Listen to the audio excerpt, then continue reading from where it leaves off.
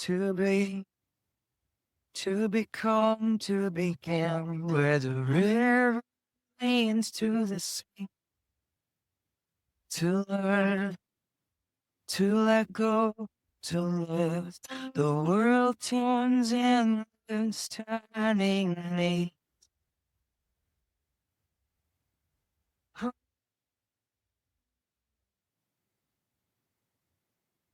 Well, I'll start with a few words now. So to explain to whoever might be listening why we're doing this, what we're actually doing, and then we just dive straight in into the unknown. So why we are doing this is a couple of weeks or even months ago, we first talked, and I think we're scheduled for about half an hour to just get a glimpse of each other. And then 90 or even more minutes later, we were still warming up rather than coming to any conclusions. And we agreed that the situation, which is a very, very insufficient pointer to everything that might be called the liminal time between times, or the late stage everything, or Moloch, or the shit show, or whatever we want to call this thing. That this is too complex for any of the so-called long form conversations of an hour or two, but rather we want to really explore it in its entirety and depth from the perspective and lens that we both inhabit. And therefore we allow ourselves to have many conversations until we feel complete. And our estimate right now is that it'll be about 10 hours in total, roughly. And we will set a rough topic to frame each conversation, but it doesn't mean that we have to stay within the boundaries of it. But it's meant as a lens into the exploration. And today, we have the frame of pragmatic spirituality in our times, urgency versus panic. The urgency versus panic comes from a conversation we had yesterday, I'm guessing. Indeed. So, with that, Rory, what's the first that comes up for you in all of this, and what would you like to unload here as a spark into our conversation today? I mean, firstly, thank you for setting this up and making this happen. So it's rare that I take the time to explicitly reflect on these types of topics, and certainly not in a recorded fashion that could be used for whatever or by whoever. So I just wanted to note that. Beyond that, I think you mentioned that the urgency versus panic framing stemmed from the quick conversation that we had yesterday. And for me, I think that is really driving a lot of my action at the moment. So in further conversations, or I guess maybe even later today, we might touch on what that actually entails. But underpinning that is a burning and increasing sense of urgency, and avoiding having that tipping over into panic, and let's refer to it as actionism, right? So action for the sake of action. Avoiding those traps while harnessing, let's say, the potential that is there due to the urgency of the situation that we're in. That's it's a tightrope. It's a tough one to manage. And I think it's certainly something that we can and should dig out and explore a little bit. And obviously then it ties back to the question of pragmatic spirituality. What does that mean? And how can that basically help us? How does that help us to stay grounded and positive and constructive, and all of these other kind of good things that we need to maintain moving forward. So that's kind of the kind of rough thinking at the back of my head, but maybe you have a slightly different take on it. Well, first I want to explore whether urgency and panic are actually a dichotomy, or whether the dichotomy is more between panic and inertia, and and urgency is merely a state of the system rather than a state of a collective or the individual. The reason why I'm saying that is, if you look at the work of Mihai Csikszentmihalyi and flow, which you might be familiar with. So Csikszentmihalyi studied happiness all of his life. He found flow was some version of waviness, water, flowy, was a very, very common way to describe that sense of being in the zone, of losing oneself in some action that felt like I was happy as a human. And what he found was something very interesting. So if you map skill versus challenge on a matrix on two axes, what you're trying to be in is in what he called the flow channel, which is the optimal zone between the challenge that you're facing and the skill level you have. If the challenge is higher than your skill level, then you go ultimately into panic. If your skill level is too high for the challenge, if the challenge is too low, you go into boredom and ultimately inertia. So urgency is, in my view, what's pulling us along the flow channel. And if we get into a sense of panic, this is a signal that our skills don't match the challenge, which then in turn means that before we start doing anything, we need to upskill. And that's then is a very interesting question around maybe the first part of our frame for today, which is pragmatic spirituality. What is it that we need to do as an individual and then as a collective that we are part of in order to be skillfully facing the urgency and the challenge? Yeah, I mean that's probably a helpful framing, I don't know if well, I haven't read, or I don't explicitly know this work that you're referring to, but I don't know if it's like panic that emerges. It's like the sense of overwhelm, perhaps. But for me, an overwhelm then leading to essentially to like a shutdown, right? And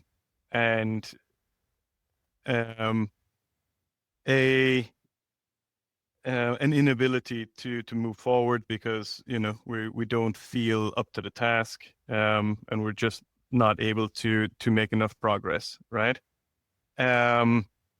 So panic for me is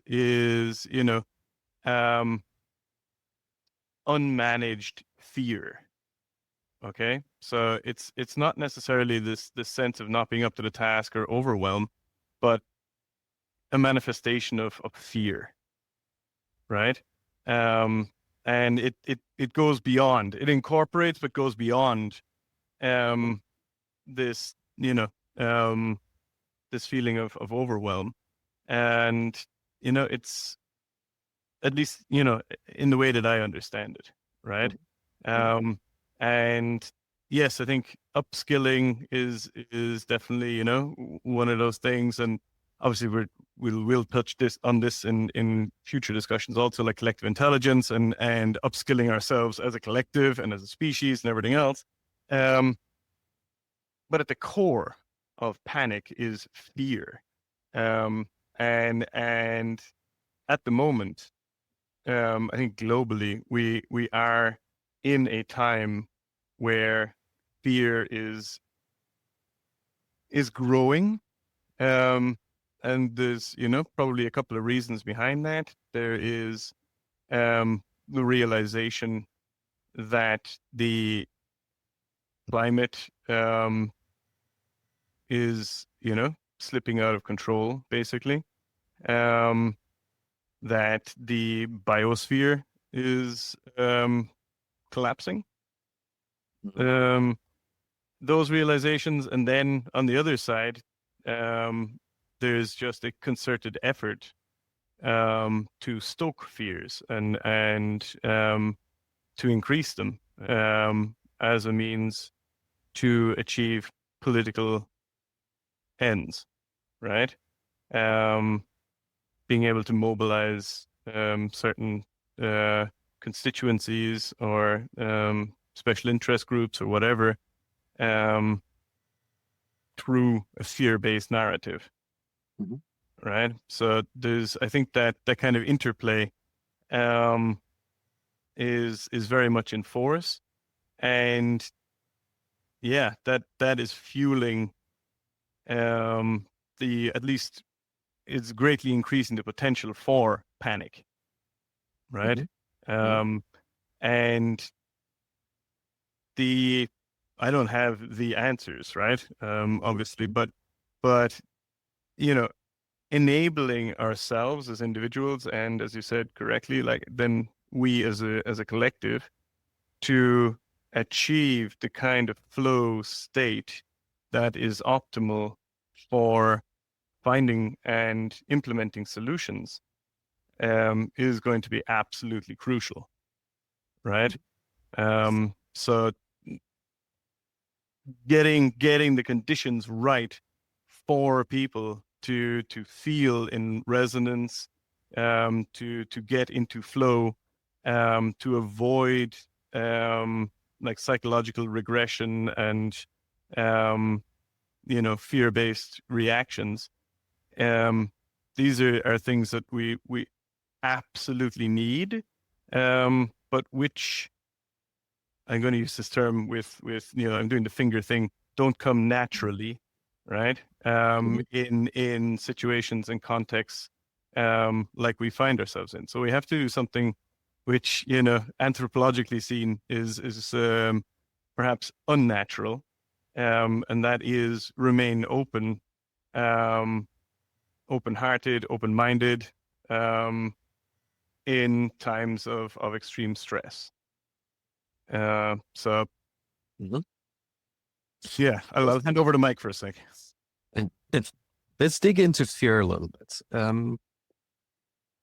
I was fortunate that my mom gave me a book on fear, the basic forms of fear by Fritz Riemann. I can totally recommend that to everyone.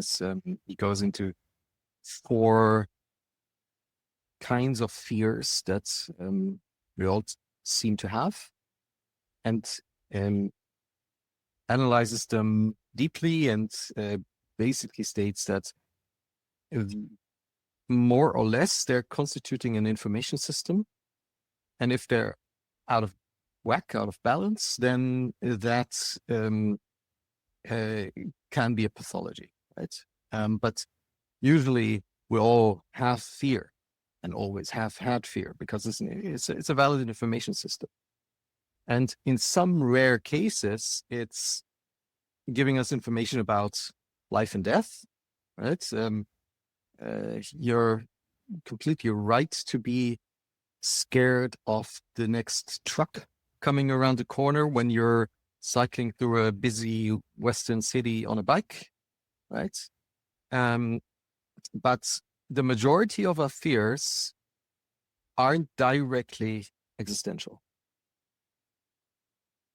And so the question then is,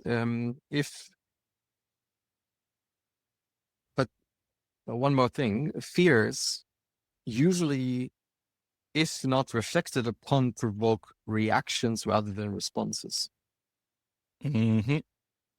And the difference between a reaction and a response is that you haven't taken the time to really think through what you are going to do in response to whatever is being perceived. Right? You're not taking that break between impulse and action that sometimes might shift your action into something that's more constructive.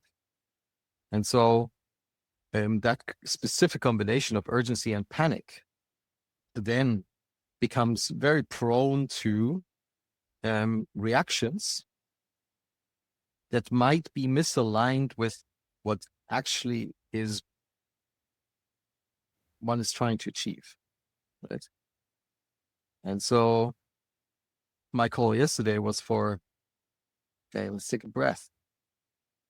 Let's not allow the urgency to push into reaction mode, but let's feel, right? Feel the fear, but then think, and then articulate, and then act. Because then the action might be magnitudes more powerful and constructive. So but that requires a lot of work on behalf of the individual and then on the collective to be able to transcend all of the potential reactions. Yeah, I'll let it rest here for a moment. No, you're so the reactive versus proactive, right? That's a framing that I use quite often, and it's absolutely where my thinking goes on this. But now reintroducing this kind of pragmatic spirituality. What did we frame it for? Spirituality or spiritualism? I can't remember. Whatever. Spirituality. I think. Spirituality. Pragmatic Okay. spirituality in our times. Right. Urgency Very versus good. panic. So reintroducing that here, right? Obviously there's different threads of spirituality that have been woven through societies over the past millennia. Some of them more useful, some of them less useful. But at that juncture where spirituality and let's call it mindfulness begin to overlap, and spirituality as a practice or as a embodied embodied mindset, right? But embodied codex or set of principles that can help us to maintain orientation and to ground ourselves, right? Become just increasingly relevant and important in these times, right? And whichever strand, I don't, get picky there. But ultimately it's about being able to stay in the here and now in a healthy way, right? So being able to maintain an equanimity, right? A balance that acts as a foundation for us to be able to absorb the shocks, to roll with those metaphorical punches, and to be able to keep going and proactively constructing that life and that world that we want to have, as opposed to reactively, just doing stuff, because that's what we think we might need to do. So I've been having this discussion quite a bit over the past couple of months, and it relates exactly to what you were saying a minute ago, and it's about just being, right? Just being in the kind of purest sense, and the primary thing that I feel we need to do at the moment is not do more and not do bigger and not do faster, but actually to invest some time and energy in stripping away all of those kind of social constructs and roles and that which we have been indoctrinated with, in order to just be in the purest sense, and in that way identify those paths forward that hold the greatest potential. I want to add a lens or perspective to that, which is I'll open with two vignettes here. One is Daniel Kahneman and his ideas of System 1 and System 2, where System 1, and from an evolutionary perspective, came first as a integration apparatus that helps us integrate the complexity of life and expresses through heuristics and feeling and directs our actions. And System 2 is what we basically what happens when you think of me, right? What the I, that contains the I. The self is bigger. The self encompasses both, right? And sometimes there's a misalignment between System 1 and System 2. And the second vignette I want to open is a few years ago, my mother was dying, and on her deathbed we had very deep conversations, and one of them was around deep insights she's had across her life. And and she mentioned that she was having one in that moment, which was that with her fading body, she could feel her mind and her soul also fade. So I asked her, what's the soul for you in this picture? And she said, the soul is for feeling what the mind is for thought. And I find that a very useful, pragmatic definition, right? And that works for the individual. So in other words, if our soul / System 1, the heuristics of our soul and System 1 are fully aligned with our perception, understanding, thinking about the world in our mind and System 2, then action that is aligned with our entire self becomes effortless. But more often than not, these two planes are in conflict. Right? There's some emotional response to an input that is not really aligned with what we think about the world and how we want to be in the world. So, and there's a mismatch, and that creates friction. Same happens on a collective level. And I would say pragmatic spirituality is the act of creating coherence between the collective heuristic body and the collective thinking, so that the collective action becomes effortless with a very clear direction, which is another way to say what you just said. It's about creating coherence in action that guides us to where we want to go, which then in turn asks us to define where we want to go. So I think that's the first step in any of these journeys, to find out what is it actually that we want to go? Where do we want to go? And this is where I'm always like, you know,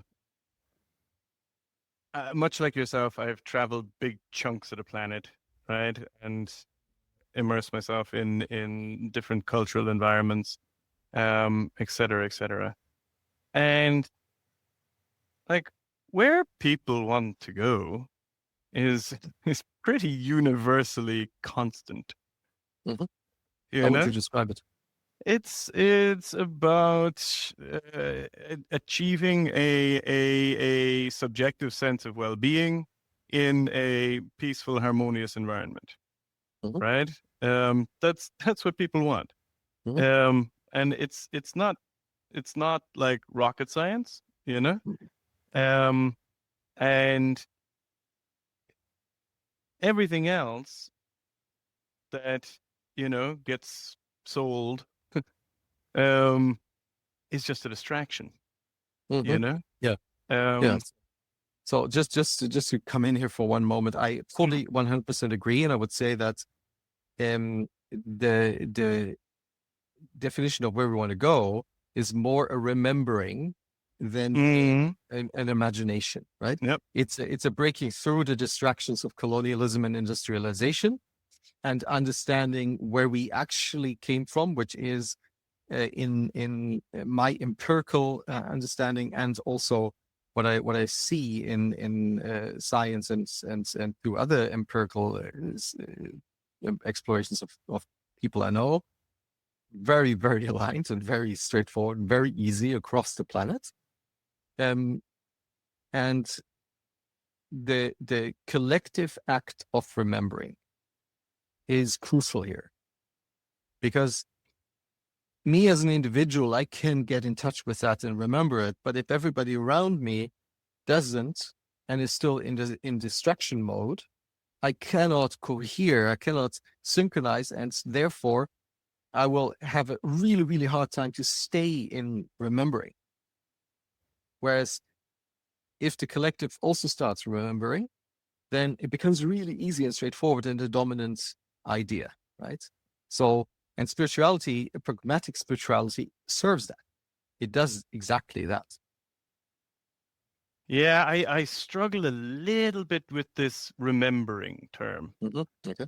um because it implies that at some point in our history we as a species were in that kind of state that we're talking about here, right? So a state of equanimity and acceptance and flow and peace, right?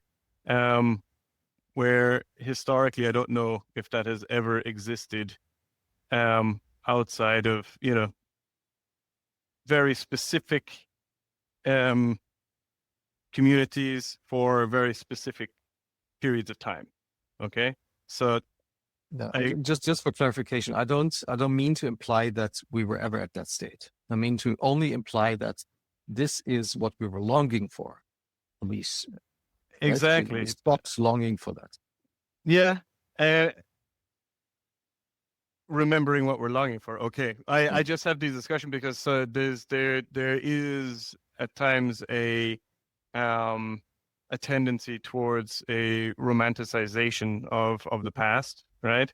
And I it yeah, it it makes me react a little bit. So I always feel the need to dig that one out and to shine a little light on it. But in terms of what you're saying, yes. So that's what I was trying to communicate, maybe somewhat more clunkily, um, in the sense of just being, right? And stripping away all of that which we have learned, right? So in order to move forward, I think the most important thing for us right now is unlearning, Mhm.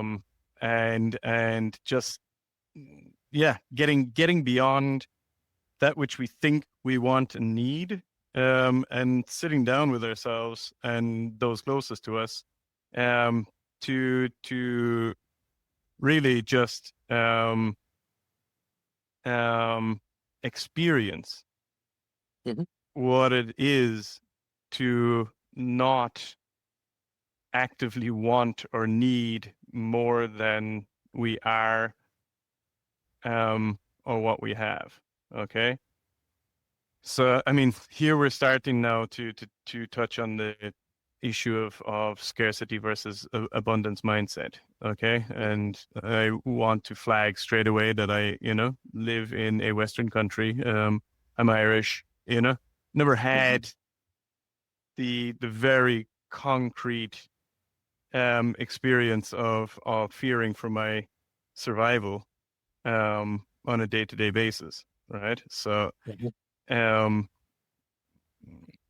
that privilege has been given to me, and it's something that I do not take for granted, and that I use as a kind of a guiding light in the sense of I grew up in the social welfare states, and you never had to fear like just starving to death, or freezing to death, or right, and not to mention just random violence, right? Mhm. So these privileges have been given to me, and I try to use those as a motivation Mhm. for engaging in the work that I do. But with that disclaimer now on the table, we are coming back to this question of the kind of pragmatic spirituality, and how is it that we shift into an abundance mindset and move beyond this kind of primal urge towards accumulation, domination, power struggles, etc., to a configuration that still allows us to show our pretty feathers and exhibit our appropriateness as a mate, Mhm. right? Which I think underpins just Much of it. vast amount of Mhm. everything that we do, and just gets ignored. But in a way that is more conducive to a healthy planet and a healthy societal configuration. Mhm. And how would you reckon we do that? Ha. It's egg and chicken time, right? Yeah.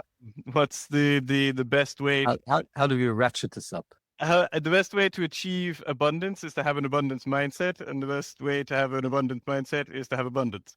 Yeah. So there's a how do we get that flywheel flying, right? Yeah. And that comes down to us as individuals. It's on us. Every one of us individually has to go through that journey, has to make that choice, make that that switch. And it's exactly what you mentioned earlier, that only through us as individuals getting to that point and manifesting that, can there be a space where that begins to really take hold and resonate at ever higher frequencies and ever more stable signals um, to those around us, right? So when the signal is resonating, it makes it much easier to hold. This is exactly what you were saying, right? Yeah. Uh, so the more of us that are consciously focused on maintaining that signal, maintaining hope, maintaining an abundance mindset, maintaining progress and proactivity, as opposed to regress and reactivity, the easier it gets, right? So it's, as I say, it has to begin with each of us, and as we move into that state, then I personally, feel a calling to try to ensure that the conditions are right for as many people as possible to make that shift as quickly as possible, right? Mhm. And how that looks and whatever else is detailed. In the first place, it's about embodying that, being that yourself, and only through that can anything else in terms of institutions and everything else evolve from there. So I'm at the beginning of an exploration into what this actually means, the being, and it's a really hard thing to do, because it challenges the full acceptance of whatever is, versus the uh, wherever this is rooted, but the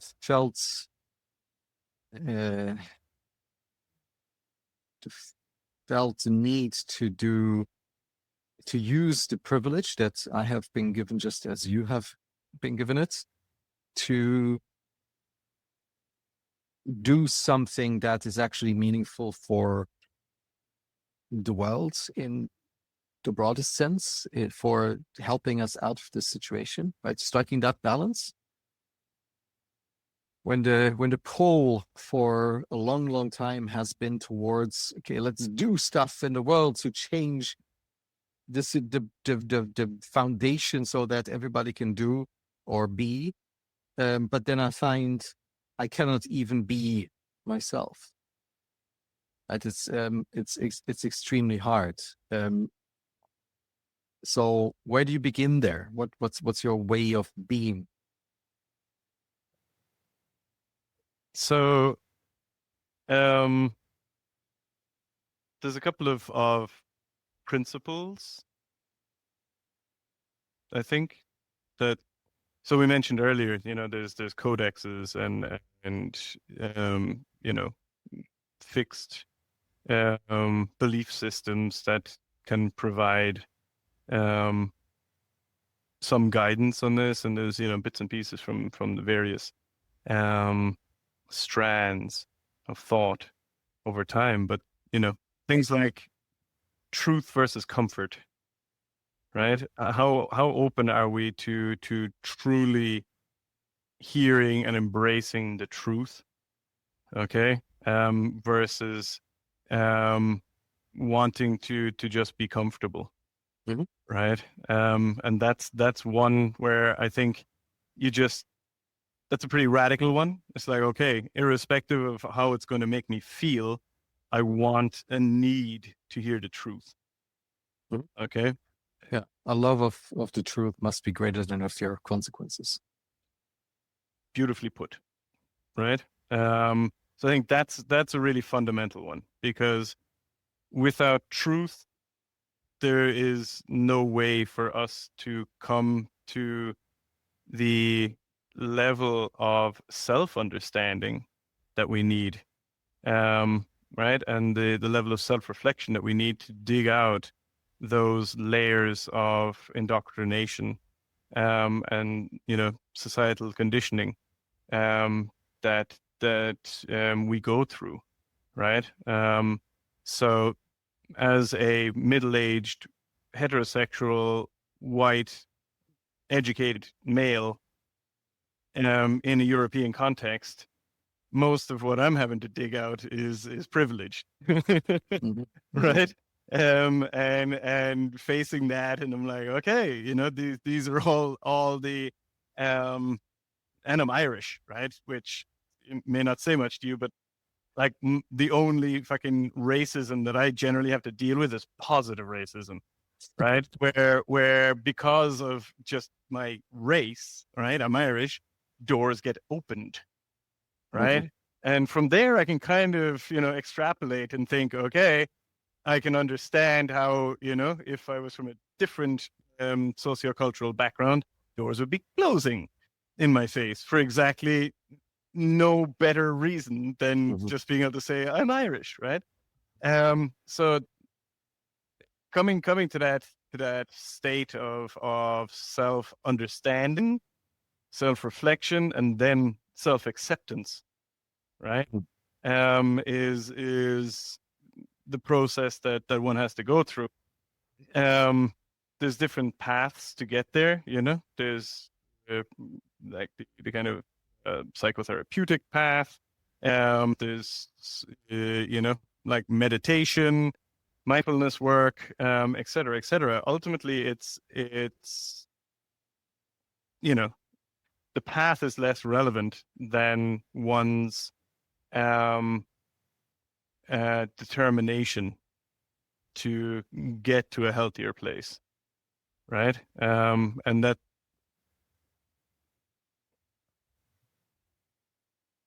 I think for me, it's how is it then that we, as a collective, get beyond ourselves, and again, it comes back to this kind of radical openness and truthfulness. I find it difficult to get beyond that, Yeah, it's a hard one. That's why we're talking. Yep. So I find several strands in that. So I don't claim I've wrapped myself around it, but it took a very, very long time to really embrace the fact that the Western European white male experience is a very limited on a planetary scale. Yep. Right? And historically. And historically. Yeah. And that any extrapolation from that position is completely ridiculous. And therefore, the question of being from that perspective opens up, well, many questions, but at least that one, and you referenced that earlier, which is you've been to many places on the planet. You've seen and experienced a lot of situations that are other than the standard situation of the white male European.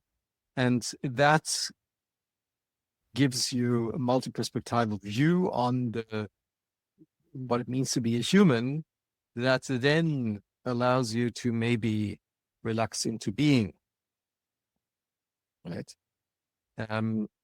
Because of the differences, right? Because of what you see as, okay, I'm somehow other than those people, but in some ways, but in more than those few ways, I'm actually like those people that I'm meeting all over the planet, right? So, now that is for me has been quite some work to get through to that point. And the question there that arises from this is there some modality that makes this easier for people? Is there a modality that helps people to settle into being with more ease than, or is that even not necessary? Are we chasing some ghost here that only that haunts only white male Europeans? I'm at a loss. I'm not sure about it. Neither am I, but I think you've touched on an important point in terms of how to achieve. Okay, so the issues and the problems that we're facing are global, right? They're planetary. So there is at some point going to have to be some kind of alignment if we're going to pull through the next like 2 decades or so, right? And you touched on a really crucial point, and that is the need to focus on that which is common versus the focus on that which is different, right? So that which binds us as opposed to that which divides us, right? And this comes back again to a comment that I made at the outset of this conversation, in terms of certainly there being political actors and movements that leverage fear and division as a means to maintain power, basically, right? And this is a very, very, very old struggle, right? This is nothing new. This has been going on for millennia, right? The struggle between basically hope and fear, right? And that's where we definitely need to focus some energy in terms of catalyzing I think the kind of widespread mindset shift, or it's not even a mindset shift, it's an enabling of a healthier mindset that everybody is already imbued with, but it doesn't always have the opportunity to emerge and flourish. Yeah, that's what I mean by remembering. Yeah. There's a very interesting way to think about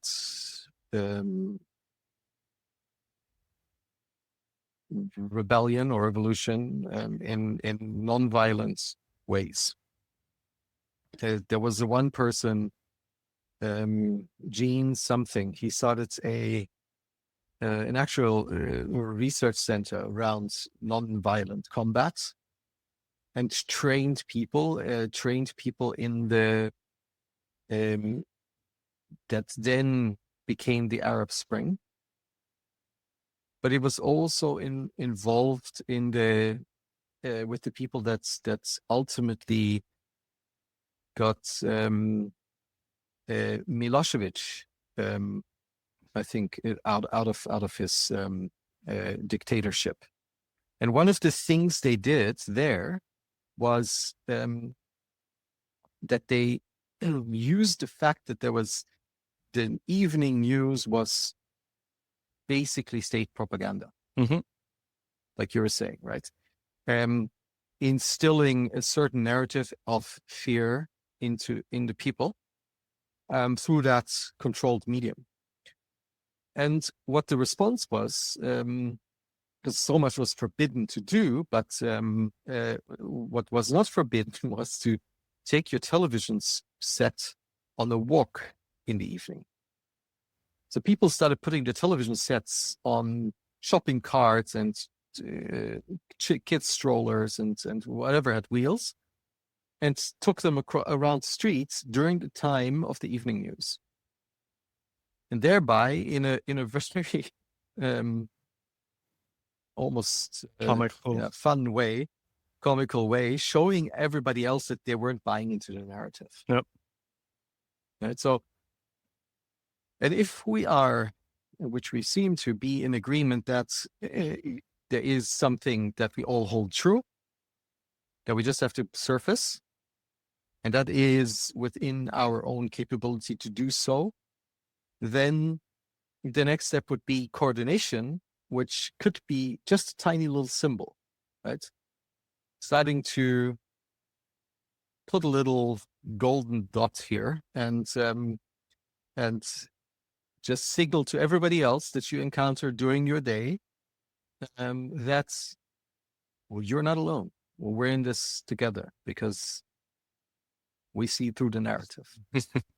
So it's great that you touch on that now, where we will definitely have a session on like collective intelligence and all this kind of good stuff. And the tagline that I'm using for the solution that I'm working on is, where there's a we, there's a way.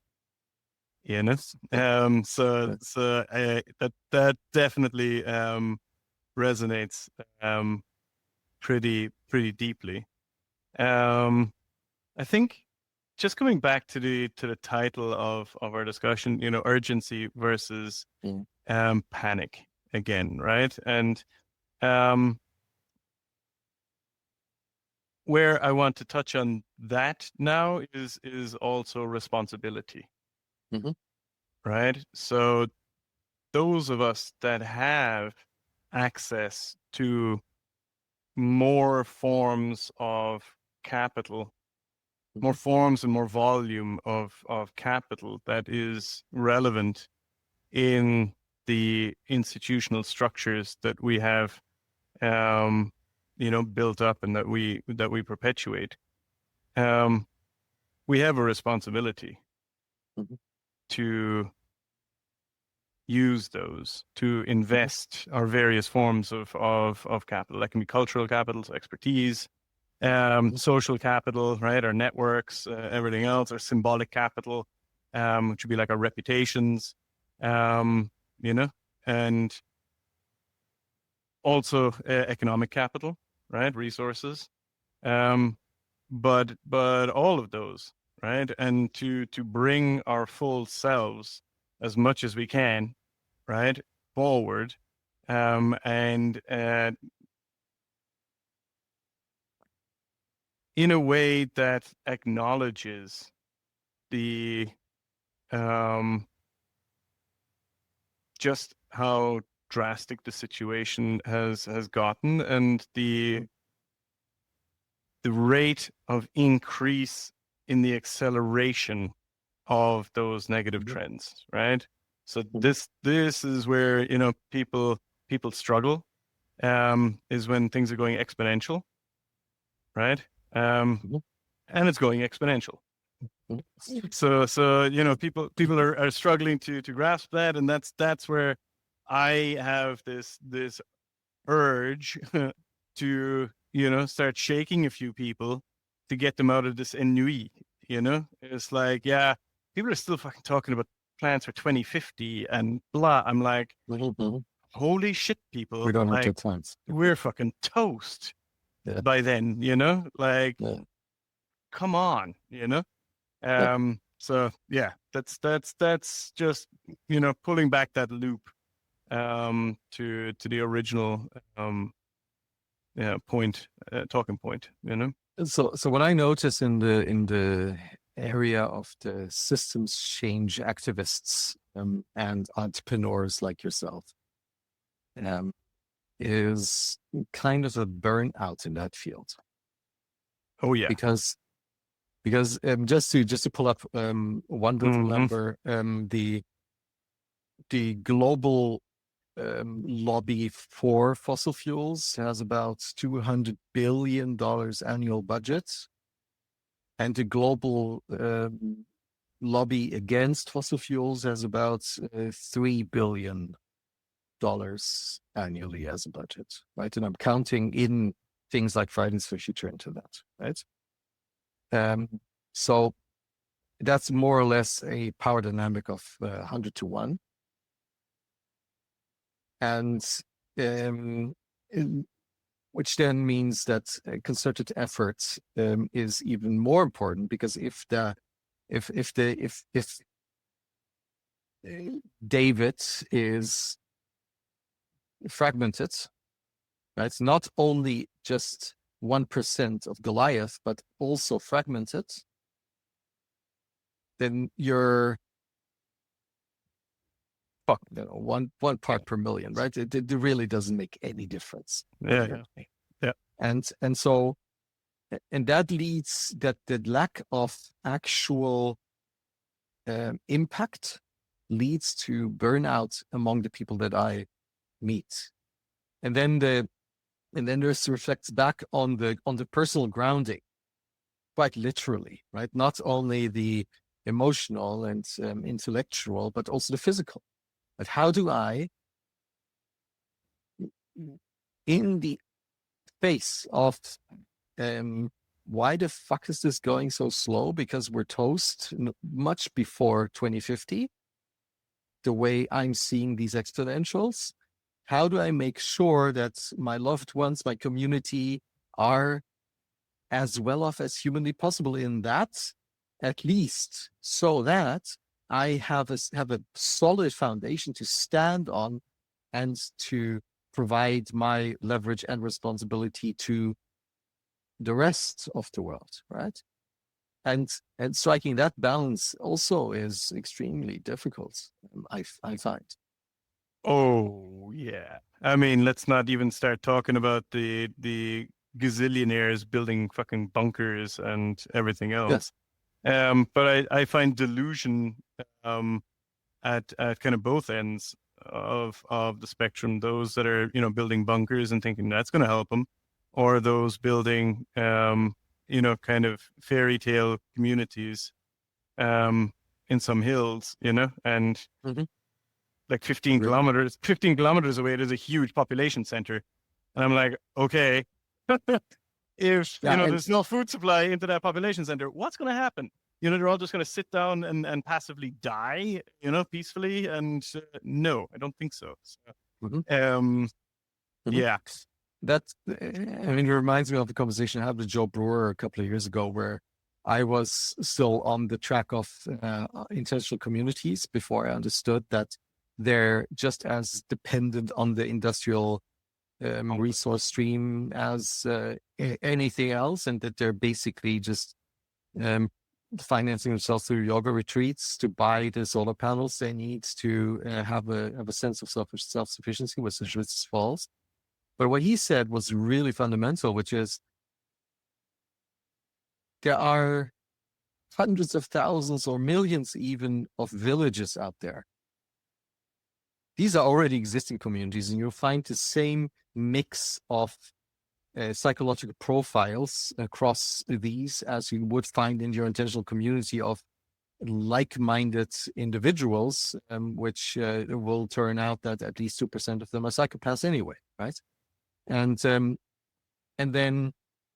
how about instead of starting something fake like that, you just find a community that already exists called a village, and you try to heal that community. You try to contribute to the healing of it. And I found that extremely powerful, right? Be where you are. Mm-hmm. Oh Yeah. man, absolutely. So we've opened up a number of streams for the next one, but Yeah. I think my general tendency is to say we should go down the kind of coordination / collective intelligence Okay. path. Let's tackle that next Yeah, session. I think that's in 2 weeks, right? Something like that. correct. Yep, Cool. Mate, that was fun. indeed. I'm already looking forward to the next one. Me too. Me too. Let me stop this here.